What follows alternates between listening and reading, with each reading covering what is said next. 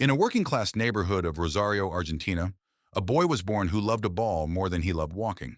His name was Lionel Messi, and before he could properly speak, he was already chasing a football through the streets with his older brothers, too small to keep up, but too stubborn to stop trying. The neighbors called him La Pulga, the flea, because he was tiny, quick, and impossible to catch. But there was a problem. While the other boys grew taller, Lionel didn't. At 10 years old, doctors discovered he had a growth hormone deficiency. His body simply wasn't producing what it needed to grow. The treatment cost around $1,000 a month, a fortune for his family, and the local clubs, even his beloved Newell's Old Boys, wouldn't cover it. The dream that had seemed so certain began to flicker. Then came a phone call that changed football history.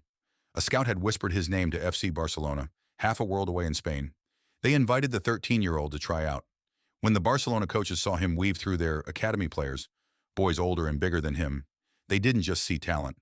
They saw something they couldn't quite believe.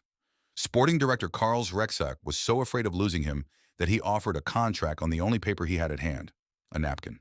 On that scrap of paper, Barcelona promised to pay for Lionel's treatment and bring his whole family to Spain. So a quiet, homesick boy left Argentina and everything he knew for a strange country where he barely spoke. At Barcelona's famous academy, La Masia, he was so shy his teammates wondered if he could talk at all. But the moment the ball arrived at his feet, the silence ended. He spoke a language everyone understood. The treatment worked. He grew, not tall but strong enough. And in 2004, at just 17, he made his first team debut. A year later, the world started paying attention. There was a goal against Getafe in 2007 where he picked up the ball near the halfway line, slalomed past defender after defender, rounded the keeper, and scored, a goal so identical to Maradona's legendary 1986 effort that people had to watch it twice to believe a teenager had recreated football's most sacred moment. Then came the golden era. Under coach Pep Guardiola, Messi became the beating heart of perhaps the greatest club team ever assembled. Playing alongside Xavi and Iniesta, he was given a new role in the center of the pitch, and from there, he became unstoppable. Goals poured out of him by the hundreds. In 2012, he scored 91 goals in a single calendar year, a record many believed could never be broken. He collected Ballon d'Or after Ballon d'Or, the award for the world's best player, until he had won it more times than anyone in history. He dribbled like the ball was tied to his laces, passed like he could see the future, and scored from angles that shouldn't have existed. But for all his club glory, one wound refused to heal. Argentina, his country, the nation that had produced Maradona, kept breaking his heart. A lost World Cup final in 2014. 3 painful defeats in Copa America finals. After one of them, in 2016, a tearful Messi announced his retirement from the national team. His critics were merciless.